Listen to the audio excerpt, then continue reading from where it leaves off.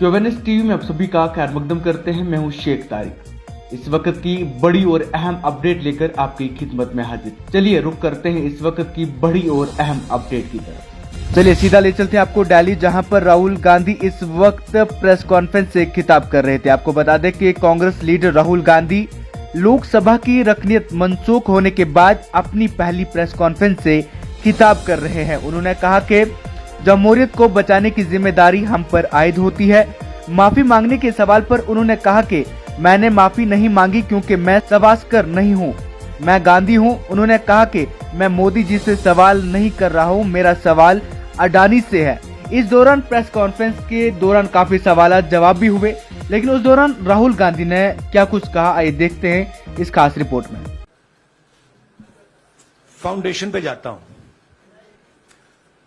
अदानी जी की shell companies हैं, अदानी जी की शेल कंपनीज हैं, उसमें 20,000 करोड़ रुपया किसी ने इन्वेस्ट किया। अदानी जी का पैसा नहीं है, अदानी जी का इंफ्रास्ट्रक्चर बिजनेस है, पैसा किसी और का है। सवाल यह है, ये जो 20,000 करोड़ रुपए हैं ये किसके हैं? ये सवाल मैंने पूछा। मैंने पार्लियामेंट हाउस में प्रूफ देके, जो मीडिया रिपोर्ट से मैंने निकाला, अदानी जी और नरेंद्र मोदी जी के रिश्ते के बारे में डिटेल में बोला। रिश्ता नया नहीं है, रिश्ता पुराना है। जब नरेंद्र मोदी जी गुजरात के सीएम बने थे तब से रिश्ता है, और उसके बहुत सारे पब्लिक प्रूफ्स हैं। हवाई जहाज में मैंने फोटो दिखाई, नरेंद्र मोदी जी बड़े कंफर्ट में बैठे हुए थे अपने दोस्त, अपने मित्र के साथ। पार्लियामेंट में मैंने दिखाई। यह सवाल मैंने पूछा। फिर मेरी स्पीच को एक्सपंज किया गया। मैंने स्पीकर को डिटेल चिट्ठी लिखी, पॉइंट बाय पॉइंट, कि मैंने कहा कि एयरपोर्ट्स अदानी जी को रूल बदल के दिए गए हैं। ये लीजिए रूल की कॉपी जिसको बदला गया है। चिट्ठी लिखी, कोई फर्क नहीं पड़ा। फिर मेरे बारे में मंत्रियों ने पार्लियामेंट में झूठ बोला कि मैंने विदेशी ताकतों से मदद मांगी। मैंने ऐसी कोई बात नहीं की है।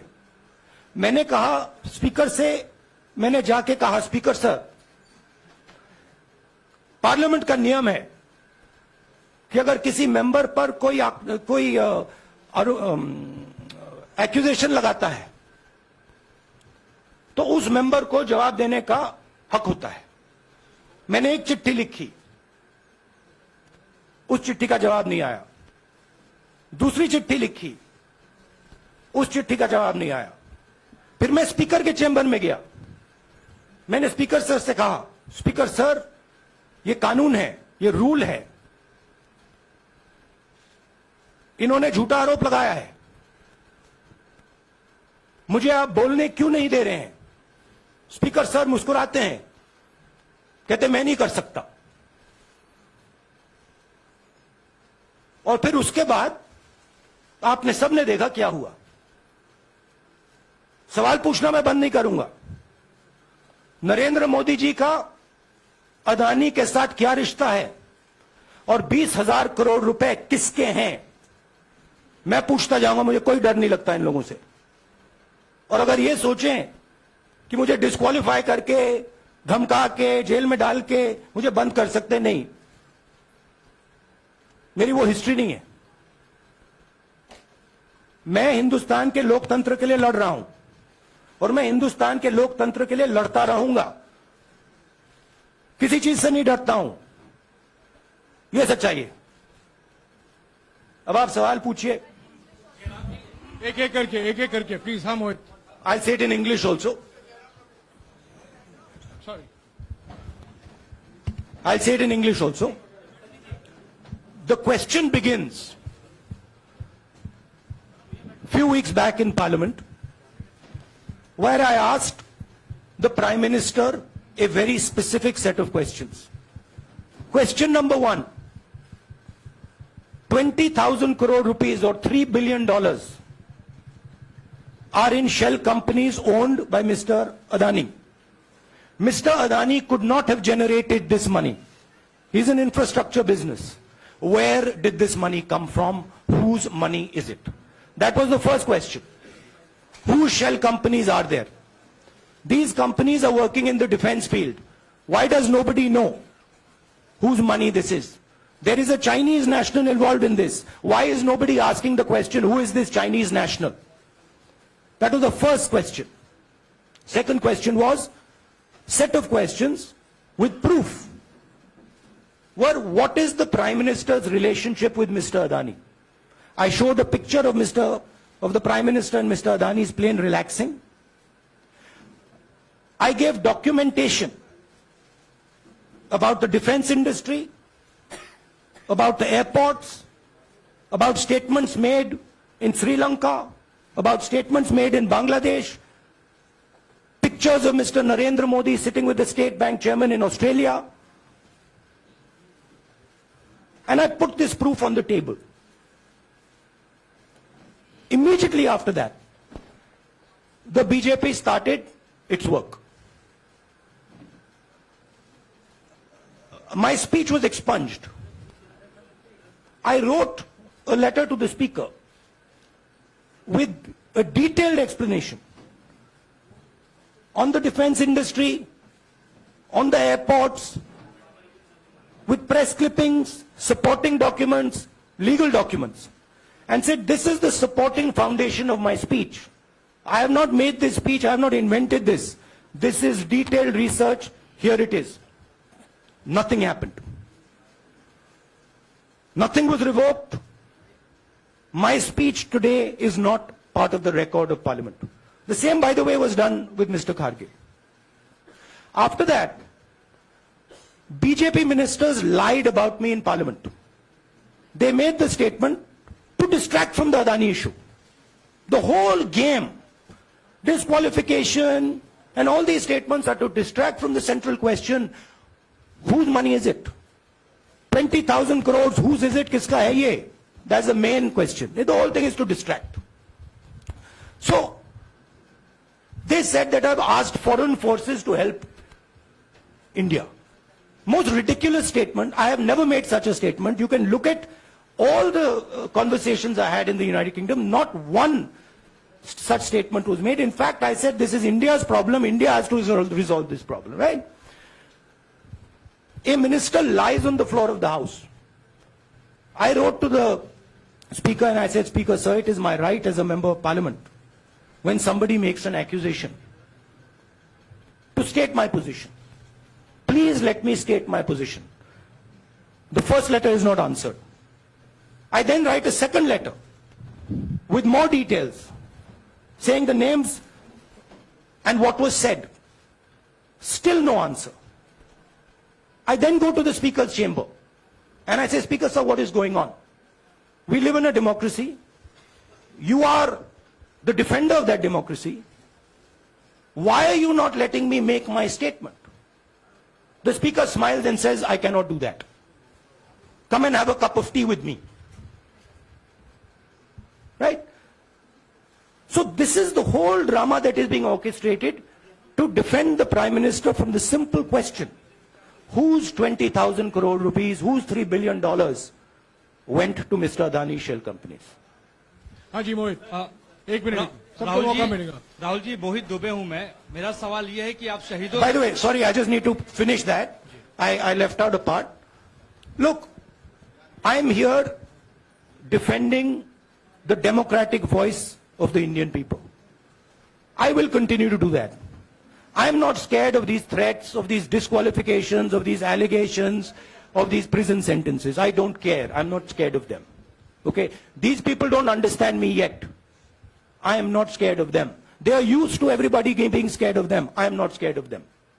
Right? And I will continue to ask the question, what is the Prime Minister's relationship with Mr. Adani. It is an old relationship. It is a relationship that began when he was Chief Minister of Gujarat. Mr. Adani constructed the idea of Resurgent Gujarat, organized all that. This is a partnership. It's a close partnership. I'm going to keep asking that question. Rahul ji, मैं मोहित दुबे हूं। मेरा सवाल यह है कि आप शहीदों के परिवार से आते हैं। आपकी दादी भी डिस्क्वालीफाई हुई, जनता के बीच गई, आप सत्ता में वापस आए। आज के दौर में राहुल गांधी भी डिस्क्वालीफाई हो गए हैं, क्योंकि तमाम आपने इश्यूज को उठाया, चीन के इश्यूज को उठाया। क्या राहुल गांधी भी जनता के बीच में जाएंगे और वही वापसी फिर से करेंगे? राहुल गांधी भारत जोड़ो यात्रा में 4.5 महीने जनता के बीच में रहेंगे और वो मेरा काम है, वो मैं करता जाऊंगा। हाँ जी, अनवर। आज के हिंदुस्तान में जो पहले राजनीतिक पार्टियों को सपोर्ट मिलती थी, मीडिया से मिलती थी, बाकी इंस्टीट्यूशन से मिलती थी, वो नहीं मिलती है। तो ऑपोजिशन की पार्टीज को एक ही रास्ता है, जनता के बीच में जाने का। हाँ जी, अनवर। सर, भारतीय जनता पार्टी ने आप पर ओबीसी समुदाय के अपमान का आरोप लगाया है। इस पर आप क्या जवाब देना चाहेंगे भारतीय जनता पार्टी को? मैं पिछले भारत जोड़ो यात्रा में, आप मेरी कोई भी स्पीच देख लीजिए, मैं वहां कह रहा हूं सब समाज एक हैं, सबको एक साथ चलना चाहिए, भाईचारा होना चाहिए, नफरत नहीं होनी चाहिए, हिंसा नहीं होनी चाहिए। तो मेरी पोजीशन बिल्कुल क्लियर है। ये ओबीसी का मामला नहीं है, ये नरेंद्र मोदी जी और अदानी जी के रिश्ते का मामला है। 20,000 करोड़ रुपए जो अदानी जी को पता नहीं कहां से मिले, उसके बारे में मैं सवाल पूछ रहा हूं और उसका जवाब चाहिए। बीजेपी ध्यान को भड़काने की कोशिश करती है, कभी ओबीसी की बात करेगी, कभी विदेश की बात करेगी, कभी कुछ और बात करेगी, कभी डिस्क्वालिफिकेशन की बात करेगी, मगर सवाल यही है 20,000 करोड़ रुपए, $3 बिलियन किसका था? इस देश ने मुझे सब कुछ दिया है। शांत हो जाइए। इस देश ने मुझे सब कुछ दिया है, प्यार दिया है, इज्जत दी है, इसलिए मैं ये करता हूं। नहीं, मैंने सोचा है कि मैं अपनी, देखिए मैंने कॉन्स्टिट्यूएंसी में भी बोला कि वायनाड के लोगों के साथ मेरा पारिवारिक रिश्ता है, फैमिली प्यार का रिश्ता है। तो मैंने सोचा कि मैं वायनाड के लोगों के लिए अपनी एक चिट्ठी लिखूं उनके लिए कि मेरे दिल में उनके लिए क्या है, तो वो तो मैं रिजॉल्व कर दूंगा। उनका, देखिए बीजेपी के नेताओं का काम यही है। देखिए वो सब नरेंद्र मोदी जी से डरते हैं, कारण आप जानते हो। नरेंद्र मोदी जी ने कहा कि देखिए ध्यान हटाना है। वो सब जानते हैं अदानी जी और नरेंद्र मोदी जी का रिश्ता, सारे के सारे जानते हैं क्या रिश्ता है, सब जानते हैं, मगर डरते हैं। तो अगर नरेंद्र मोदी जी ने उनसे कहा कि भैया ध्यान उधर करो, ध्यान उधर करेंगे। मगर सवाल यही है 20,000 करोड़ रुपए किसका है? हाँ, जैनेंद्र। राहुल जी, पूरी कांग्रेस पार्टी, सर पूरी कांग्रेस पार्टी ये कह रही है कि आप चाहे वो गुजरात की कोर्ट ने आपको सजा सुनाई या आपका निलंबन हुआ, ये सब कुछ केंद्र सरकार प्रधानमंत्री के इशारे पर हो रहा है। लेकिन बीजेपी कह रही है कि कानून ने अपना काम किया है। तो जो ये दलील है कि कानून ने आपको सजा दी है और उसी की वजह से आपका निलंबन भी हुआ है, इस पर आप क्या देखिए, लीगल मैटर है, पर ये हुआ है। लीगल मैटर है। मैं हिंदुस्तान के लीगल सिस्टम को रिस्पेक्ट करता हूं। मैं लीगल मैटर पे इस प्रेस कॉन्फ्रेंस में। नाज़रीन, आप देख रहे थे क्योवेनेस टीवी पर हमारी छोटी सी पेशकश। फिलहाल के लिए इतना ही। जाते जाते क्योवेनेस टीवी के social media platform YouTube, Instagram, Facebook, Twitter को लाइक, शेयर, सब्सक्राइब करना ना भूलें। फिलहाल के लिए इतना ही। दीजिए इजाजत। अपने मेजबान शेख तारिक को खुदा हाफिज।